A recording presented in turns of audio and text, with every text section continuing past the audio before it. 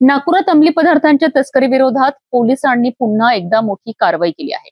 लखनगंज परिसरात अंमली पदार्थ विरोधी पथकाने छापा टाकत तब्बल 52 ग्रॅम एमडी सदृश्य पावडर जप्त केली आहे. या कारवाईत 2 आरोपींना ताब्यात घेण्यात आलं असून 3 मोबाईल आणि दुचाकीसह तब्बल 6,41,000 रुपयांचा मुद्देमाल जप्त करण्यात आलाय. नागपूर शहरातील लखनगंज पोलीस ठाण्याच्या हद्दीत अंमली पदार्थ विरोधी पथकाने ही धडक कारवाई केली आहे. 23 ऑगस्ट रोजी सकाळी 7 ते 9:30च्या दरम्यान घास बाजार लोहा मार्केट परिसरातील मृदया स्वामी व्यायाम शाळेसमोर पोलिसांनी कारवाई केली आहे. या कारवाईत 52 ग्रॅम एमडी सदृश पावडर जप्त करण्यात आली असून तिची अंदाजे किंमत 5,20,000 रुपये आहे.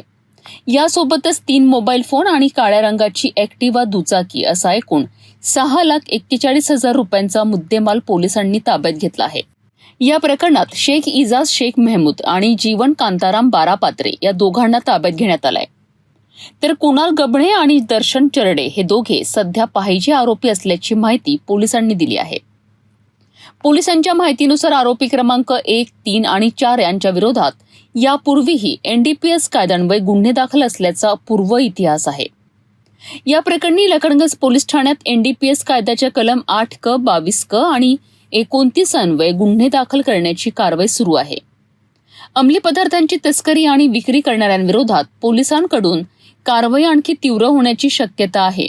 नागपुरात अंमली पदार्थांच्या वाढत्या व्यवहाराला आळा घालण्याकरिता पोलिसांनी कारवाईचा धडाका कायम ठेवला आहे. 52 ग्रॅम एमडी सदृश्य पावडरसह लाखोंचा मुद्देमाल जप्त झाल्याने या प्रकरणात पुढील तपासात आणखी कोणती माहिती समोर येते याकडे आता लक्ष लागलं आहे.